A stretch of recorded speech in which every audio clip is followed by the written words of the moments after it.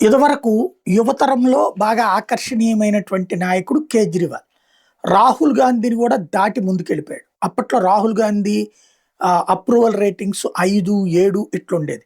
తర్వాత కాలంలో మమతా బెనర్జీ పక్కకు వెళ్ళిపోయి, ఆ తర్వాతన అఖిలేష్ యాదవ్ పక్కకెళ్ళిపోయి, లాలూ ప్రసాద్ యాదవ్ పక్కకెళ్ళిపోయి, కేజ్రీవాల్ పని కూడా అయిపోయిన తర్వాత రాహుల్ గాంధీ ఇంప్రూవ్ అయ్యాడు. వీళ్ళందరిలో పోటీ ఐఎన్డీఏ భాగస్వామి పక్షాల్లో హైయెస్ట్‌గా రాహుల్ గాంధీని నమ్ముతారు. ఇప్పుడు కొత్తగా ఇక కేజ్రీవాల్ తన ఫేసు ఫేడ్ ఔట్ అయిపోయింది కాబట్టి, అభిజిత్ దుప్కే ఎవరైతే తన సోషల్ మీడియా ఇన్‌చార్జిని తీసుకొచ్చి ఇప్పుడు కాక్రోచ్ జనతా పార్టీ పెట్టించి హడావిడి చేస్తున్నాడు. అప్పటి టాక్టిక్సే ఇప్పుడు అమలు చేస్తున్నాడు. ఆ విధంగా ప్రచారం పొందడంలో సక్సెస్ అయింది కాక్రోచ్ జనతా పార్టీ.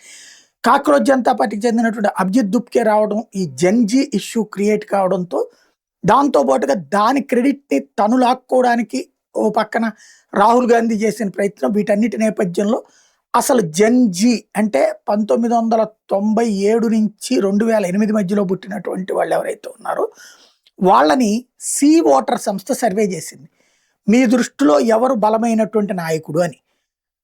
వాళ్ళల్లో అత్యధికులు 40% మంది నరేంద్ర మోడీనే సరైనటువంటి నాయకుడు ఈ దేశాన్ని పరిపాలించడానికి అని తేల్చారు. 39.8%, అంటే 40% మంది నరేంద్ర మోడీనే కరెక్ట్ అని చెప్పి తేల్చారు.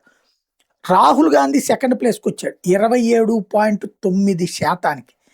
అభిజిత్ దుప్కే 12.6%. ఆ జంజీ వాళ్ళు అతన్ని నాయకుడిగా అంగీకరిస్తున్నారు. ఇది సి ఓటర్ తాజా సర్వే. అంటే అభిజిత్ దుప్కే రావడంతోనే 12.6% సాధించాడు అనాలా, లేదంటే కనుక మోడీకి ఇప్పటికీ ఆదరణ ఉందనాలా అంటే మోడీదే లెక్క. ఎందుకంటే స్టార్టింగ్ ఇప్పుడు మోడీకి మొదటి రోజున ఉన్నప్పుడు రేటింగ్ ఇప్పుడు డౌన్ అవుతుంది, కానీ ఇప్పటికి కూడా మోడీనే నెంబర్ 1గా ఉంటాడు. అది ఇక్కడ ఇంపార్టెంట్.